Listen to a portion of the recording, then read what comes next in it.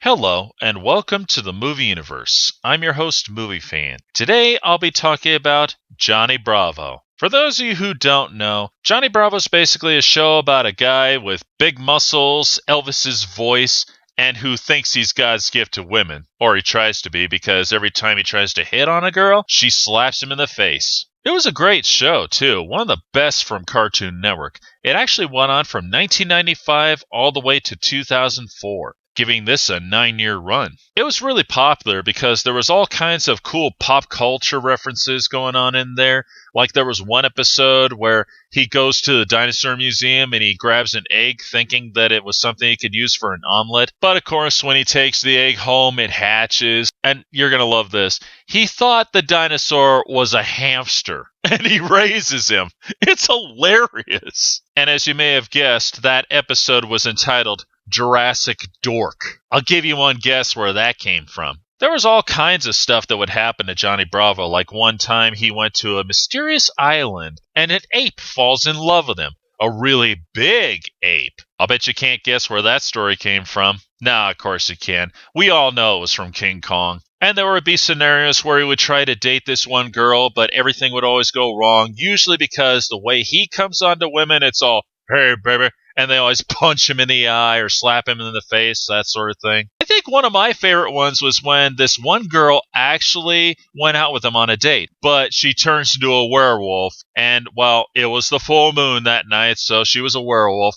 But she wasn't maiming or killing anyone. She was just, well, let's just say a little out of control, because when they had a steak dinner, well, you could guess what probably happened there. And she would howl at the moon and stuff like that. And, of course, he put up with it for a while, because that was just temporary. It would only go on for 12 hours. However, he really ended up running away screaming when he found out that every Wednesday she turns into a little annoying fat guy named Melvin. Yeah, he just has the worst luck, doesn't he? Oh, and if you think that's funny, you should see this one. There was one episode where he actually met Mr. T, because Mr. T was going to help him deal with his old bully. For the whole episode, we're wondering who this bully is, until finally Johnny goes to confront him. And it is Richard Simmons. Can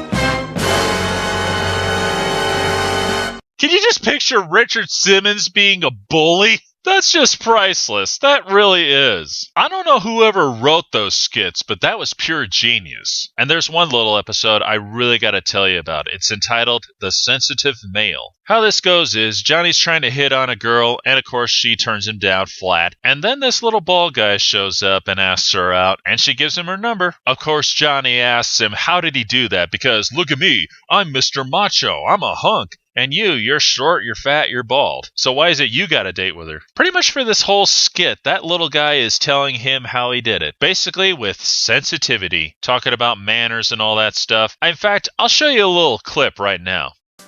Sensitivity, show that girl you really give a deep. Show her your mind is occupied with more than the pictures in the TV guide. If his voice sounds familiar, it should, because that's legendary singer Jack Sheldon, who we all know best for the Schoolhouse Rock videos. And this wasn't the only episode he appeared in, because he appeared in quite a few of them. And he was always singing something too.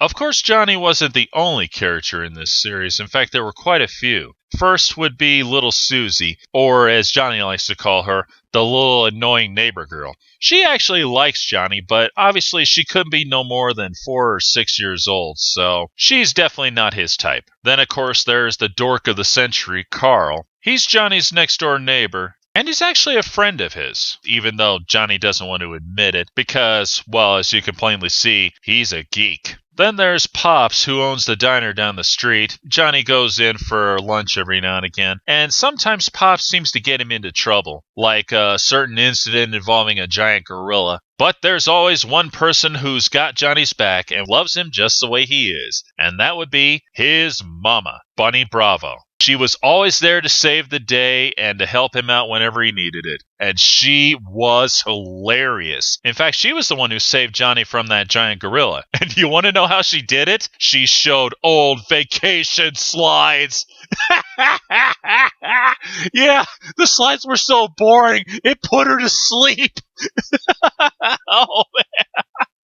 Anyone could shoot a giant gorilla down off the Empire State Building, but not Bunny Bravo. She takes that gorilla down with boring vacation videos. She's truly one in a million. There's no denying that. But as always, funny skits will only get you so far. As always, it's the cast members who make it all happen. Johnny Bravo was voiced by Jeff Bennett. I'm sure a lot of people would know the name because this guy has been in a ton of animated TV shows. Susie is played by Mae Whitman. I'm sure her name rings a few bells too because just like Jeff Bennett, she has been in thousands of TV shows. She's a very talented voice actress, there's no doubt about that. Bunny Bravo is voiced by Brenda Vaccaro. The name probably doesn't ring any bells, but she has been in a lot of TV shows and movies, usually somewhere in the background. Pops was voiced by comedian Larry Drake, and Carl was voiced by the one and only Tom Kenny, who everyone else knows as SpongeBob. It is truly a great show. It's full of tons of laughs, and you never know what Johnny Bravo's going to get himself into.